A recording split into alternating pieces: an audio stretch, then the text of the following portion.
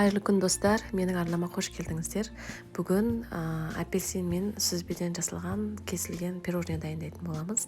Видеоны соңына дейін менімен бірге көріңіздер. Бірге дайындаймыз. Ең алдымен бисквитін дайындап аламыз. Ол үшін бізге 2 жұмыртқа қажет. 2 жұмыртқамызға қантымызды қосып, бәрін, яғни ағарғанша жақсылап миксерлеп араластырып аламыз. Үстіне сұйық майымызды қосып, тағы да араластырамыз.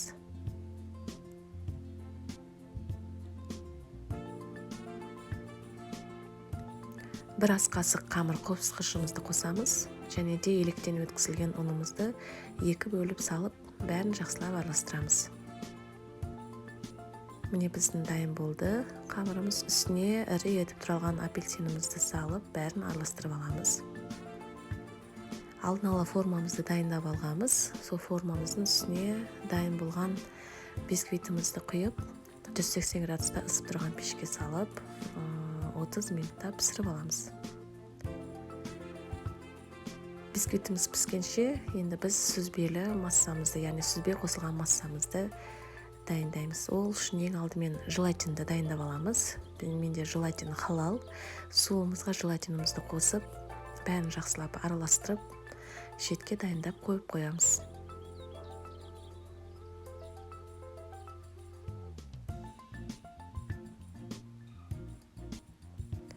Сүзбемізді алып, сүзбеміздің үстіне қойытылған сүтімізді қосамыз, яғни сгущенкамызды қосамыз.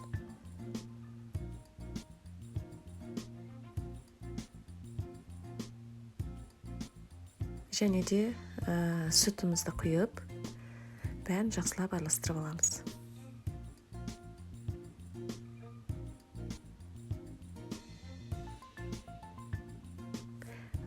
Желатинімізді микроволновкаға ертіп алып, осы массаның үстіне құйып, бәрін жақсылап тағы да араластырамыз.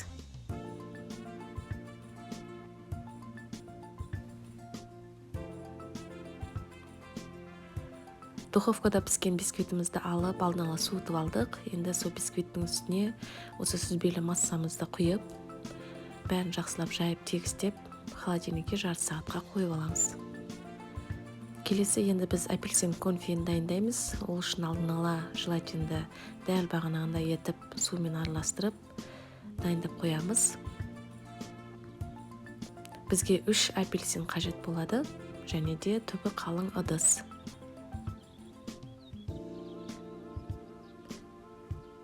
Бір апельсинімізді бөлек етіп тұрап, шетке қойып қоямыз. Ал 2 апельсинімізді ыдысқа салып, үстіне қантымызды қосып, баяу отқа қойып қайнатамыз. Міне қайнаған апельсинімізді енді погружной блендермен жақсылап езіп аламыз.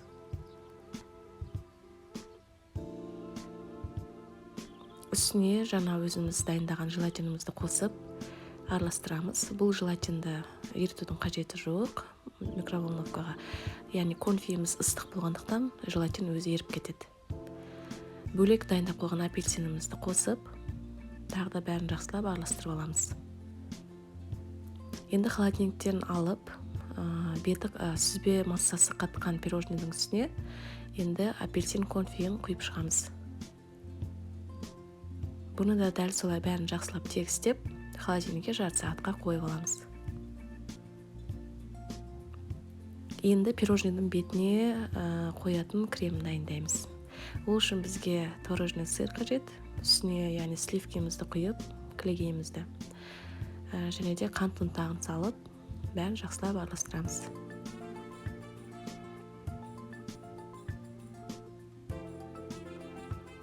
Жарты сағаттан кейін холодильниктен біздің міне апельсин конфиіміз қатып, пирожныйымыз дайын болды. Енді үстіне жаңа өзіміз дайындаған кремімізді тегістеп жағып шығамыз.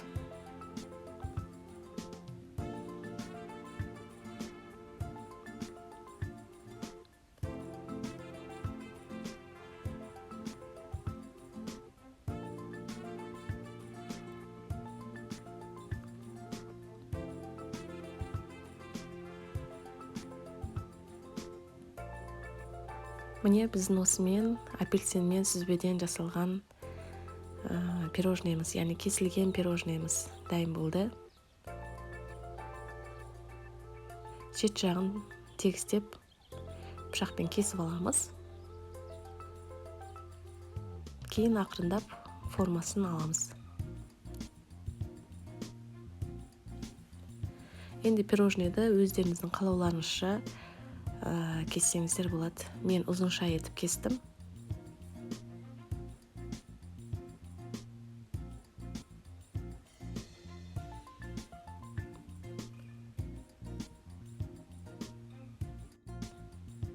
Жартысын шоколадпен әсемдедім.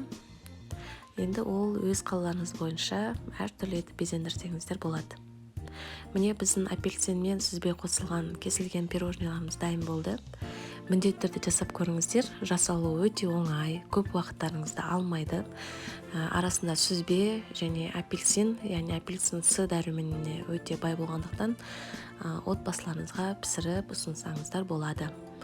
Ұнаса лайк басып, пікір қалдырсаңыздар болады. Менің парақшама тіркеліп, қоңырау шарына басып кетуді ұмытпаңыздар. Алдағы әлі де өте дәмді тәттілермен сіздермен бөлісетін боламын. Көп рахмет.